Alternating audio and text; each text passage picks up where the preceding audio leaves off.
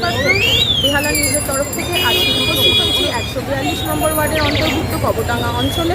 আজকে পশ্চিমবঙ্গ সরকার এবং ভারতীয় জনতা পার্টির তরফ থেকে একটি পথসভার আয়োজন করা হয়েছিল তাদের 100 দিনের কর্মসূচি উপলক্ষে। আমরা এখানে জেনে নেব উপস্থিত নেতা নেত্রীদের থেকে তাদের বক্তব্য কী এবং তারা কী বলতে চাইছেন, কী বলতে চান।